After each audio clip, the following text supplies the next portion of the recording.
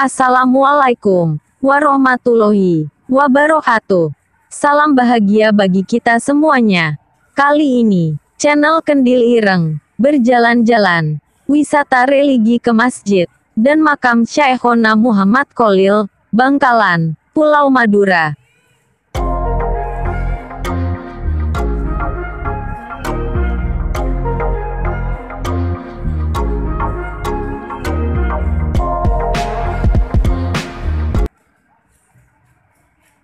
Masjid Syekhona Kholil merupakan salah satu objek wisata religi di Kabupaten Bangkalan.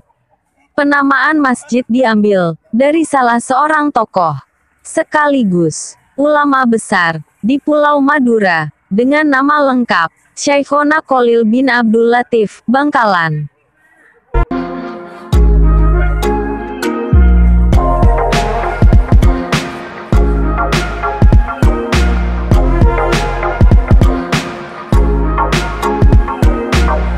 Masjid tersebut, selain sebagai tempat peribadatan, juga sebagai tempat wisata bagi para peziarah Syekhona Kholil. Banyak sekali pengunjung datang untuk ziarah, dan ada juga yang hanya sekedar untuk melihat kemegahan masjid.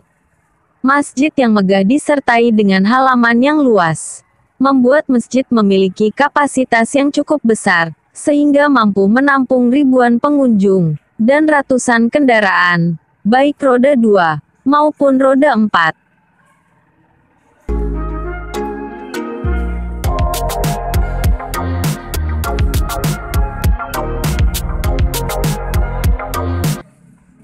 Sebelumnya, bangunan masjid terbilang sangat cukup sederhana, layaknya bangunan musola pada umumnya, yakni hanya berukuran 8 kali 10 meter saja.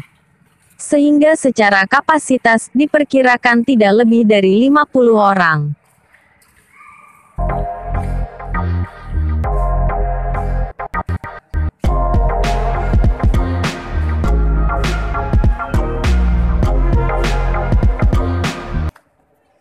Kini, semenjak direnovasi, diperluas, hingga sampai diresmikannya pada tahun 2011, telah mengalami perubahan yang signifikan.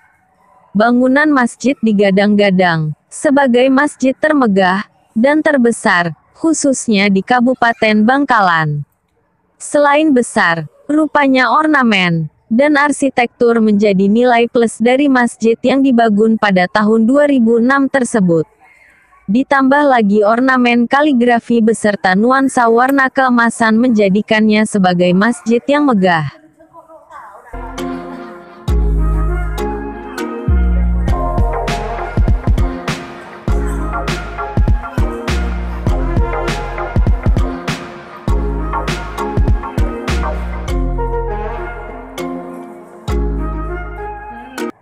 Berbagai alasan tersebut menjadikan masjid sekaligus makam Syekhona Kholil mengalami peningkatan pengunjung di setiap tahunnya. Maka tidaklah heran jika masjid tersebut dijadikan sebagai wisata religi populer di Pulau Madura.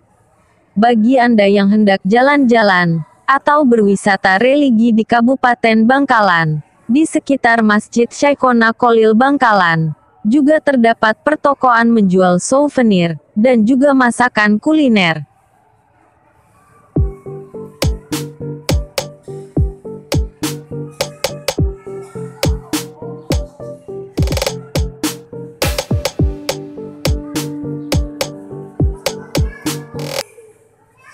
Berikut sejarah singkat Syekhona Kholil.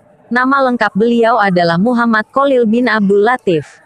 Beliau lahir pada tanggal 27 Januari tahun 1820 Masehi, di Desa Lagundi, Kecamatan Ujung Piring, Bangkalan. Beliau berasal dari keluarga ulama. Ayahnya bernama Kiai Haji Abdul Latif, yang mempunyai garis keturunan dengan Sunan Gunung Jati. Masa kecil hingga remajanya, Kiai Kholil menghabiskannya dengan menuntut ilmu, khususnya ilmu fikih dan nahwu. Hal ini tercermin dari kemampuannya untuk menghafalkan 1002 bait nazam Alfiyah Ibnu Malik. Beliau juga telah mampu membaca Al-Quran dengan metode qiraat saphah.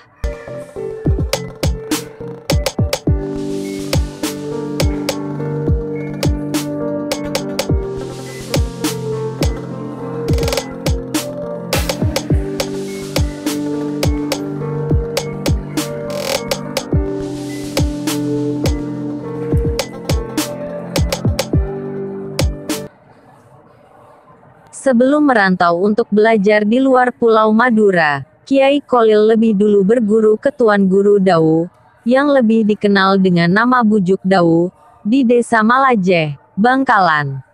Selain itu, beliau juga belajar kepada Tuan Guru Agung, yang dikenal dengan sebutan Bujuk Agung. Setelah itu, Kiai Kholil mendatangi satu pesantren ke pesantren lainnya, untuk belajar ilmu agama. Di antaranya adalah pesantren Bunga di Gresik, pesantren Langitan Tuban, pesantren Cangaan Bangil, pesantren Darussalam, Kebon Candi Pasuruan, pesantren Sidogiri Pasuruan, pesantren Winongan, dan pesantren Salafiyah Syafi'iyah Banyuwangi. Dengan demikian, Kiai Kholil telah memperkuat jaringan keilmuannya dengan beberapa pesantren di Jawa dan Madura sekaligus sebagai seorang santri.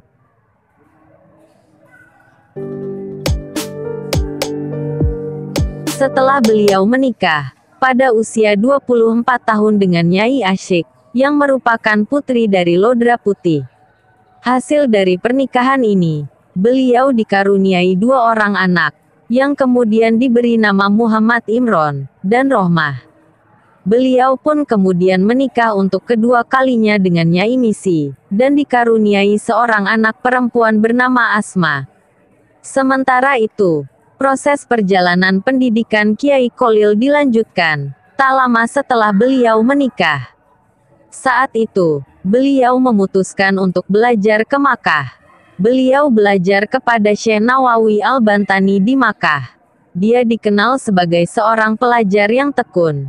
Selama menuntut ilmu, Kiai Kholil memiliki kebiasaan istimewa, yakni menggunakan bajunya sebagai kertas untuk menulis semua pelajaran yang beliau dapatkan dari guru-gurunya.